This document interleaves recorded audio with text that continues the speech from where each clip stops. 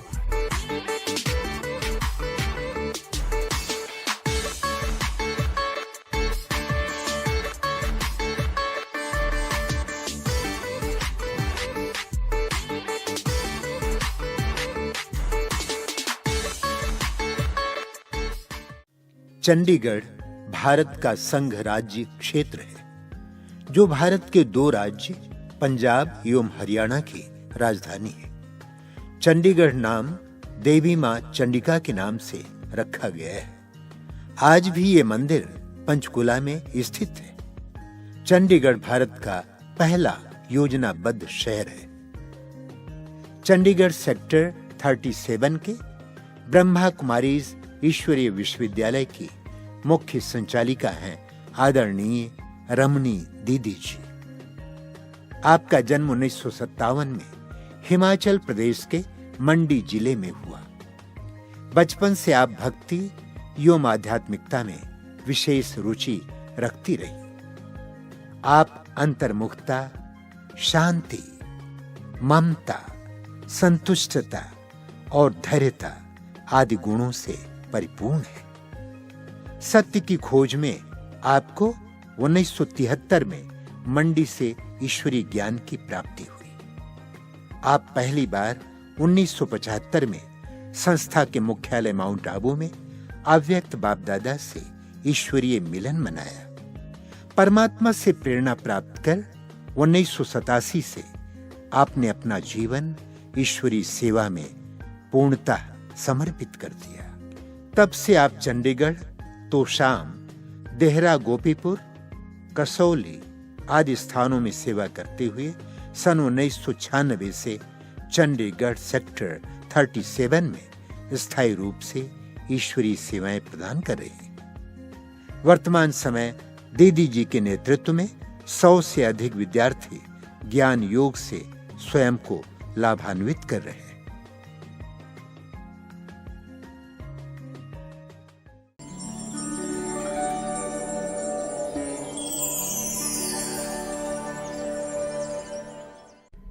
बचपन में बहुत ही शांत रहने का स्वभाव था। मैं किसी के साथ बातचीत नहीं करती थी ज़्यादा, सारा दिन खामोश रहती। चाहे स्कूल में भी जाती, पढ़ाई पढ़ती, लेकिन किसी के साथ कोई भी ज़्यादा बातचीत नहीं। यहाँ तक कि परिवार में भी सारे यही कहते थे कि एक अनोखी ही लड़की है परिवार में जो किसी के साथ बातचीत नहीं करती है, बहुत कम बोलती है। और भक्ति भाव तो घर में था ही, लेकिन मेरी माँ के जो संस्कार थे बहुत ही अच्छे। वो भी इतना ही शांत रहते थे, पर वो भक्ति पूजा पाठ करते थे। मेरे को भी कहते थे कि आप भी थोड़ी भक्ति कर लिया करो, थोड़ा सा भगवान का नाम कर लिया करो। तो मैं कहती थी कि भगवान कौन है। मैंने कहा आप राम की भी पूजा करते हैं, कृष्ण की भी पूजा करते हैं, देवी देवताओं की भी पूजा करते हैं, तो इनमें बड़ा कौन है। कहते नहीं, सारे भगवान हैं तो किसी को भी याद कर लो। मैंने कहा नहीं, ऐसा नहीं, फिर तो सारे इकट्ठे तो याद नहीं हो सकते, एक को ही करना चाहिए। कहते हम तो सभी को याद करते हैं। मैंने कहा अच्छा चलो कोई बात नहीं। तो मेरी जो फ्रेंड्स थी वो भी क्या करती थी कि मुझे कहती कि चलो आप मंदिर में चलते हैं। तो मैंने कहा ठीक है, पर मेरे को मंदिर में अंदर नहीं जाना है, मैं मंदिर के बाहर खड़ी हो जाऊंगी, आपका साथ ज़रूर दूंगी, लेकिन मंदिर के अंदर नहीं जाऊंगी।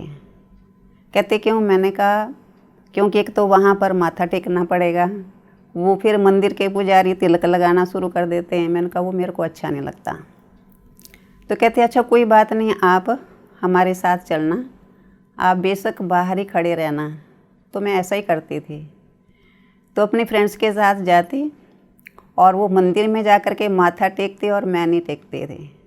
मैंने कहा ये जड़ मूर्तियाँ तो कुछ बोलती नहीं, कोई आशीर्वाद नहीं देती हैं, तो मैंने कहा फिर कैसे मतलब उनका आशीर्वाद लें? कहती नहीं, अगर आप मन से याद करेंगे तो आशीर्वाद देते हैं। मैंने कहा नहीं, मुझे अभी तक विश्वास नहीं है कि वो कैसे आशीर्वाद देंगे।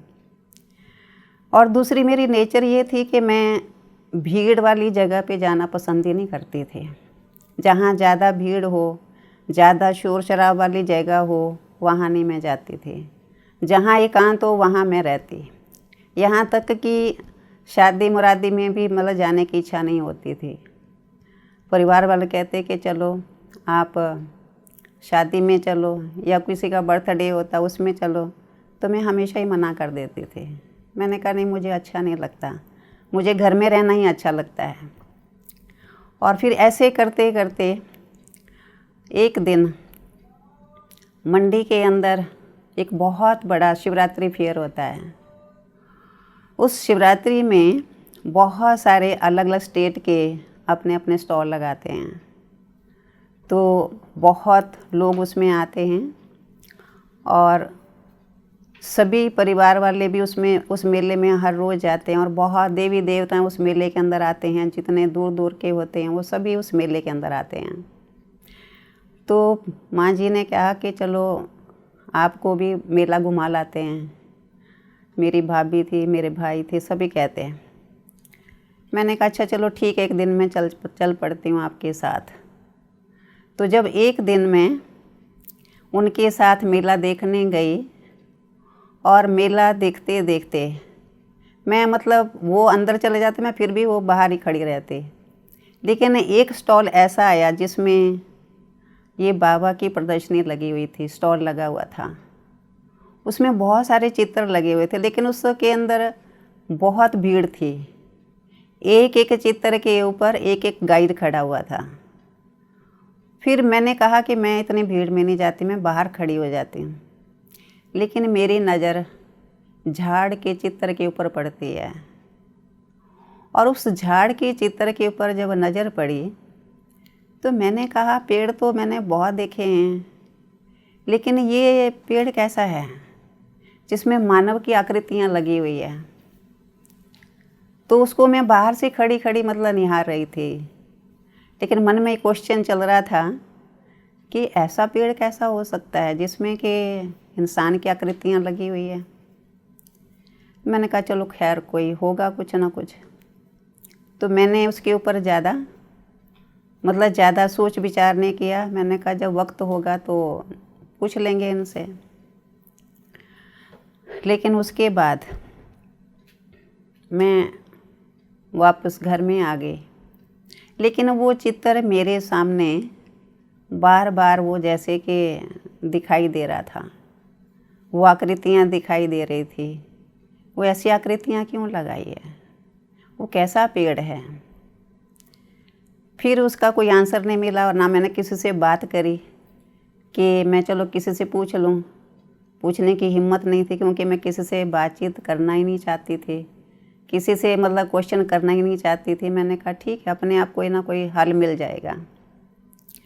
तो जब वो मेला पूरा हुआ तो कुछ दिनों के बाद वहाँ पर जैसे कि उन्होंने एक स्थान लिया।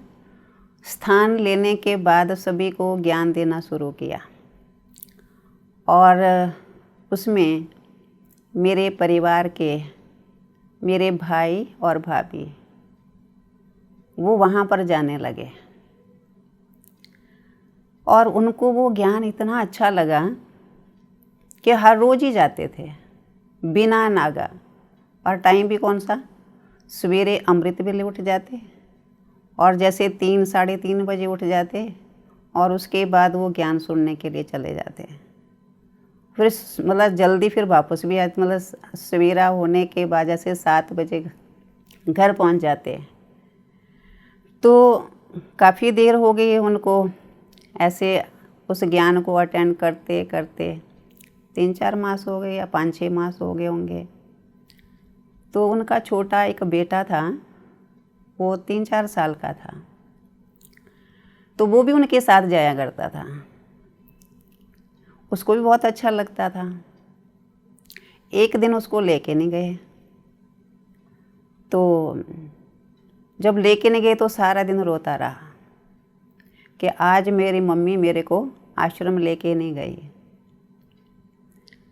तो फिर मेरे को उसकी मम्मी कहती है कि देखो आज ये बबलू जो है ना कि आश्रम जाने के लिए रो रहा है, और कहते मेरे पास टाइम नहीं है मैं दोबारा जाऊं और इसको लेके जाऊं। तो मैंने कहा मैंने देखा नहीं, मैंने वैसे अनजानपने में कह दिया कि मैंने कहा मैंने भी आश्रम नहीं देखा है। तो वो कहता है, कहते बुआ जी मुझे पता है कहाँ पर है, आप मेरे साथ चलो मैं आपको दिखा दूँगा। तो उसमें बाज़ार के अंदर 2 गलियाँ हैं, एक भूतनाथ की गली है, एक चंद्रलोक की गली है। तो मेरे को वो भूतनाथ की गली से लेके गया, हालांकि मेरे को अंदर पता था कि दूसरी गली में है। तो जब वो वहाँ उस पॉइंट पे पहुँचा, कहते यहाँ तो दिखाई नहीं दे रहा। तो मैंने कहा कोई बात नहीं, ये बीच में से रास्ता है ना दूसरी गली में, वो आश्रम है। कहते अच्छा ठीक है। तो मैंने कहा यही है ना। जब हम उस सेंटर के बाहर पहुँचे और बोर्ड देखा, कहते हाँ हाँ यही है। कहते चलो अभी आप अंदर। मैंने कहा मैं अंदर तो जाती हूँ लेकिन बातचीत आप ही करेंगे, मैं नहीं करूँगी। कहते नहीं नहीं आप चलो। मैंने कहा अच्छा ठीक है। तो मैं अंदर गई तो वो ऊपर कोई सुन रहा था, तो बहन थी, उन्होंने कहा कौन है। तो उसने आवाज़ लगाई कि मैं आया हूँ, मेरे साथ बुआ जी आए हैं। कहते अच्छा दोनों ही ऊपर आ जाओ। तो मैं दोनों ही हम ऊपर चले गए और जब बहनों को देखा तो देखते ही मुझे इतना अच्छा लगा, क्योंकि वो वाइट ड्रेस में थी और उनकी बोलबाणी में बहुत मधुरता। और सबसे बड़ी बात ये थी कि जैसे मुझे माथा टेकना अच्छा नहीं लगता था, ऐसे वहाँ पर भी ये नियम मेरे को बहुत अच्छा लगा कि यहाँ माथा नहीं टेकना पड़ता। तो मुझे ये बात बहुत अच्छी लगी।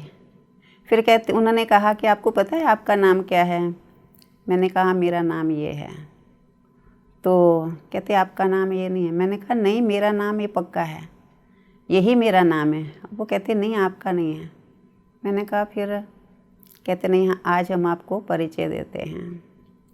आपका असली नाम जो है, ये तो शरीर का नाम है आपका, लेकिन आपका असली नाम आत्मा है। और आत्मा का स्वधर्म शांत स्वरूप है। और जैसे वो बोलते जा रहे थे ना, मुझे और भी ज़्यादा शांति की अनुभूति हो रही थी। तो उन्होंने ऐसे 2-3 मिनट समझाया और कहते आपको अच्छा लगा यहाँ करके। मैंने कहा हाँ अच्छा लगा। तो फिर कल आप आओगे। मैंने कहा पक्का आऊँगी। तो कहते अच्छा तो जैसे इसकी मम्मी मॉर्निंग में आते हैं ना, तो उनके साथ आप आ जाना। मैं घर में आई तो उसकी मम्मी को मैंने कहा कि मैंने भी एडमिशन ले ली, जहाँ आप जाते हैं ना मैंने भी आज एडमिशन ले ली। मैं वहाँ वायदा करके आई हूँ कि मैं सवेरे पक्का ही आऊँगी। और ज्ञान क्या होता है कोई समझ की कोई बात नहीं, क्योंकि उस समय शायद मेरी उम्र 14-15 साल की होंगी। और मैंने दूसरे दिन उनके साथ जाना शुरू कर दिया। और जाते ही जैसे कोई लेसन नहीं, लेकिन मुरली सुनने बैठ गए। पर एक गीत वहाँ पर बजा, जो पहला गीत था, सत्य ही शिव है शिव ही सुंदर। और ये गीत मुझे इतना अच्छा लगा, इतना अच्छा लगा। मैंने कहा मंदिर में जाते इतने ज़ोर ज़ोर से वो बोलते हैं, बड़े ज़ोर ज़ोर से माइक में लगाते हैं और समझ भी नहीं आती है, और ये गीत कितना अच्छा है, मन को सुकून देने वाला है।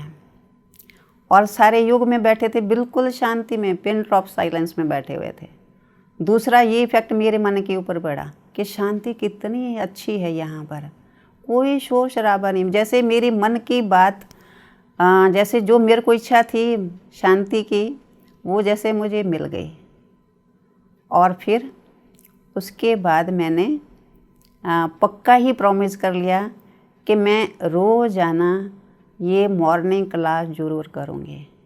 मुरली चाहे मुझे समझ आती थी नहीं आती थी, लेकिन मुझे वहाँ बैठना अच्छा लगता था। तो इस तरह से मेरा शुरुआत होगी ज्ञान में चलने की। रोज़ाना मॉर्निंग क्लास करनी और फिर घर में वापस आ जाना, और इस तरह से धीरे धीरे ये सिला बढ़ता ही गया। और फिर उसके बाद मधुबन जाने की बात आई। तो उन दिनों तो इतना ज़्यादा किराया नहीं हुआ करता था, और इतनी सुविधा भी नहीं थी जाने आने की कि माउंट आबू जाना है, लेकिन कैसे जाना। तो घर वालों का तो कहते कि नहीं, अभी आप छोटे, आप कैसे जाएंगे। मैंने कहा नहीं, मुझे एक बार ज़रूर जाना है। तो मतलब उनको जैसे कैसे मना करके मैं वहाँ से पक्का कर लिया। बहन को कह दिया, अपनी दीदी को कह दिया कि मुझे भी आश्रम मतलब माउंट आबू जाना है। कहते घर वालों से छुट्टी ले ली। मैंने कहा हाँ। उन्होंने मेरे को छुट्टी दे दिया। और फिर उसके बाद ग्रुप के साथ हम मधुबन पहुँचे। काफ़ी लंबा सफ़र था, और लेकिन माउंट आबू जाने की खुशी थी, लेकिन वो सफ़र भी मतलब उसमें थकावट नहीं लगी। और बाबा से मिलने का दिन आ गया। तब बाबा मेडिटेशन हॉल में मिला करते थे।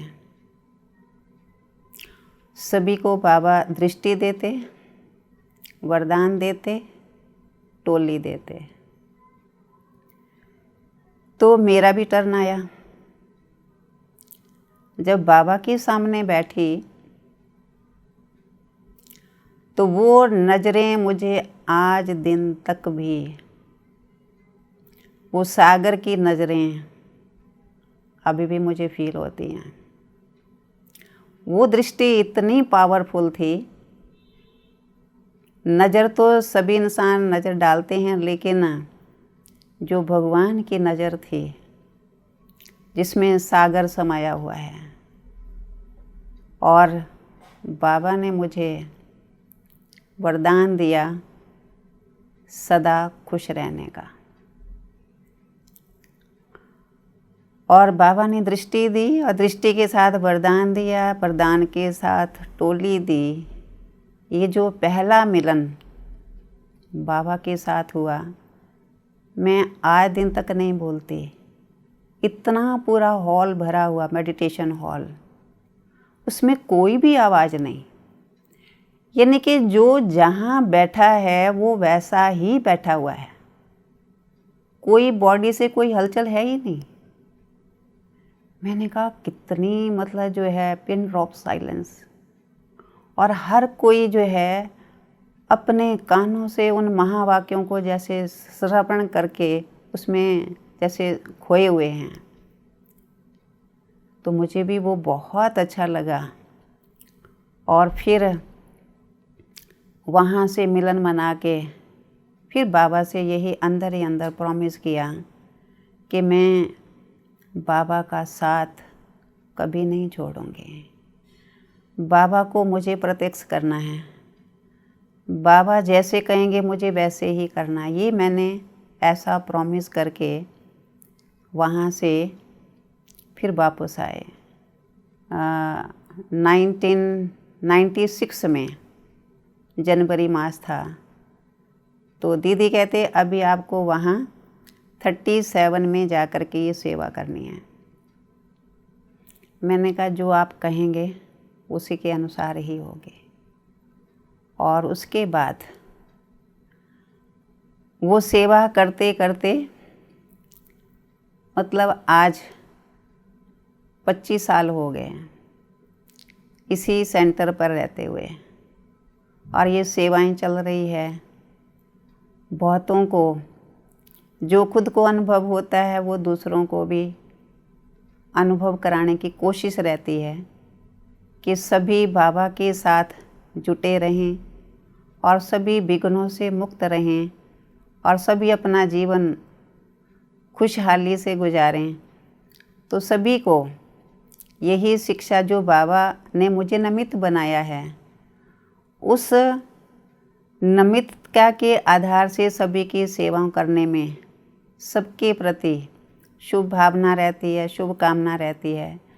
चाहे कैसी भी कोई आत्मा हो, लेकिन सबके प्रति स्नेह भाव, प्यार भाव ये सभी आत्माओं के प्रति रहता है। और यही रहता है जो बाबा की इच्छा है कि हर बच्चा मेरा बाप समान बन जाए।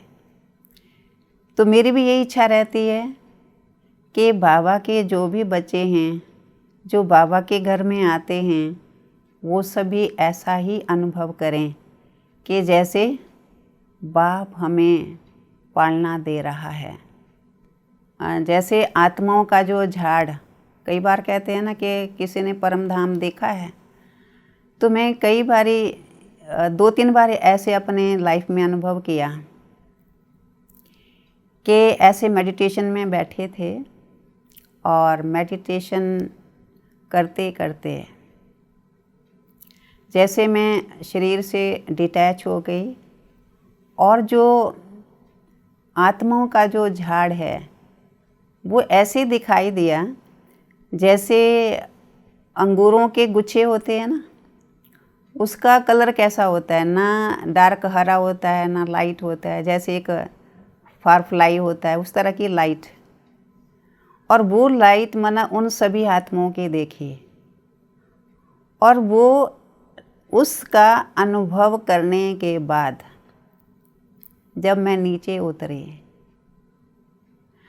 तो मुझे ऐसे लगा जैसे मेरे पाँव ज़मीन पर तो हैं लेकिन ज़मीन उसको स्पर्श नहीं कर रही है।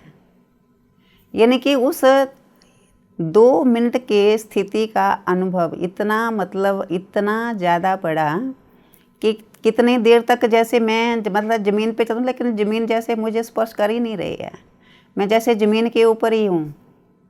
इस तरह से मुझे अनुभव हुआ और ये अनुभव मैं कई बार अनुभव करने की कोशिश करती हूँ और होता भी है और इसी कोशिश में रहती हूँ। ज़्यादातर मुझे वो शांति धाम के जैसे कहते हैं ना कि उसके गीत अच्छे लगते हैं।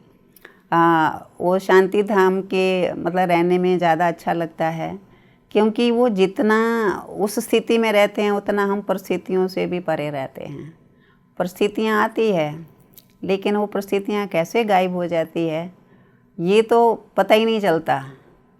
और इसलिए जो है मैं तो कहती हूँ कि वो सुप्रीम पावर के साथ, सर्वशक्तिवान बाप के साथ ये जीवन इतना खुशनुमा और शांत प्रिय हो गया है कि किसी तरह का भी कोई इफ़ेक्ट मेरे मन के ऊपर, मेरे तन के ऊपर नहीं पड़ता। तो इस तरह से ये ज्ञान की धारा बहती जा रही है और हम सभी इसमें स्नान करते जा रहे हैं और सबको भी स्नान कराते जा रहे हैं। तो ये जीवन बहुत ही अच्छी है और बहुत ही सबको प्रेरणा देने वाली ये जीवन है। ब्राह्मणों के लिए यही संदेश है कि अपने जीवन में सत्यता और प्योरिटी अपने जीवन को अपनाएं। जितना इस प्योरिटी को और सत्यता को अपने जीवन के साथ रखेंगे, उतना हमारा जीवन कैसा गुलाब की तरह खिलता जाएगा, रूहानियत जीवन बनता जाएगा। और जो एक बोल हैं वो हमारे रूहानियत वाले बोल हो जाएंगे, जिससे कि बहुतों की सेवा करने के निमित्त बनेंगे। क्योंकि ब्राह्मणों का बोल और कर्म ही सबकी सेवा करने वाला होता है। बाकी तो अंदर जो है, चाहे कहते हैं कि हम बहुत योग लगा लें, लेकिन आपका बोल, आपका चेहरा, यही सबसे ज़्यादा सेवा करता है। तो इसलिए सभी ब्राह्मणों के लिए एक ही बात है कि जीवन में प्योरिटी एंड पॉजिटिव ये थॉट रहना चाहिए और सत्यता की शक्ति को सदा ही साथ अपनाना, चाहे कुछ भी हो जाए, लेकिन सत्यता को कभी नहीं छोड़ना है।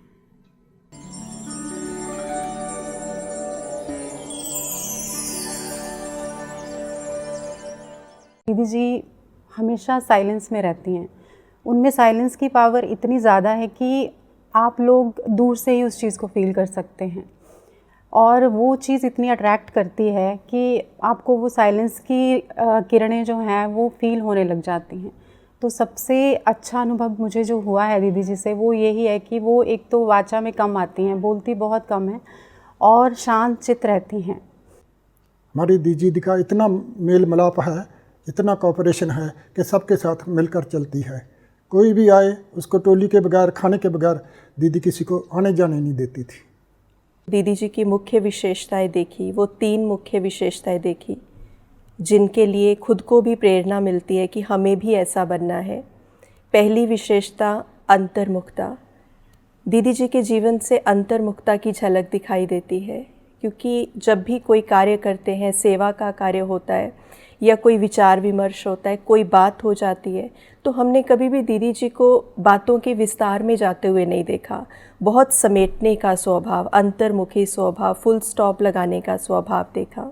दीदी में तो वैसे तो दीदी गुणों की खान है, लेकिन जो मैंने उनसे सीखा वो स्पेशली, जैसे हमने ब्रह्मा बाबा को साकार रूप में नहीं देखा, लेकिन दीदी के अंदर न्यारापन और प्यारापन क्या होता है वो हमने उनसे सीखा। कैसे वो प्यार से हमारी कमियों को ठीक करती हैं और कभी किसी से अटैच नहीं होती है। तो न्यारापन और प्यारापन बाबा क्या सिखाना चाहता है, उसका अर्थ शाब्दिक रूप में तो पता था, लेकिन एक्चुअल में क्या होता है वो हमने दीदी से सीखा। निमित्त और निर्माण क्या होता है वो हमने दीदी से सीखा। कभी दीदी जो है कोई सहयोग देता है, कभी भी वो सहयोग पैसे का या धन का कोई भी सहयोग जो है अपने हाथ में नहीं लेती हैं। कहती हैं कि आपको दान पेटी में ही डालना है। जब हम दीदी के पास आए तो दीदी जो थी बिल्कुल शांत रहती हैं, बिल्कुल चुप रहती हैं। तो उस टाइम पर ऐसा लगा कि दीदी तो बात ही नहीं करती हैं। पर धीरे धीरे जब जैसे लॉकडाउन हुआ तो मैं दीदी के पास 10 दिन के लिए रही, तब समझ में आया कि दीदी हर चीज़ को मतलब बहुत अच्छे तरीके से सिखाती हैं कि साइलेंस की पावर क्या होती है। हम चुप रहते हैं तो उससे हम अपने ऊपर ज़्यादा अटेंशन दे पाते हैं। अगर हम किचन में कुछ काम कर रहे हैं या जो भी काम कर रहे हैं वो बहुत अच्छे तरीके से होना चाहिए, ऐसे ही नहीं कि करके रख दिया, बट बहुत अच्छे तरीके से करना चाहिए। और जो बाबा कहते हैं कि रॉयल्टी आप में आनी चाहिए, आपके चलन से नज़र आना चाहिए कि आप कुछ मतलब ब्राह्मण आत्माओं के चलन से नज़र आनी चाहिए श्रेष्ठता। तो वो दीदी सिखाती हैं कि मतलब हम हर चीज़ कैसे बैठते हैं, अपनी कबर्ड कैसे रखते हैं, अपना सामान किस तरीके से रखते हैं, बात कैसे करते हैं, उसी से स्पष्ट होता है। दीदी के जीवन से ही हमें प्रतीत होता है, पता लगता है कि जो बाबा शांति का पाठ पढ़ाता है और बाबा जो धैर्यता का पाठ पढ़ाता है वो दीदी का जीवन ही बोलता है। तो दीदी के जीवन में हमने ये देखा कि दीदी का स्वभाव बहुत ही शांत प्रिय है।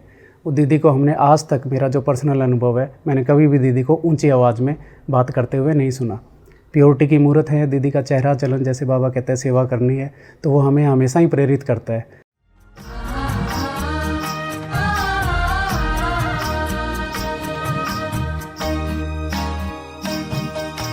खुशियों की बगिया खिली है, मुझे राह रूहानी मिली है। खुशियों की बगिया खिली है, मुझे राह रूहानी मिली है। रोम रोम गाए मन ये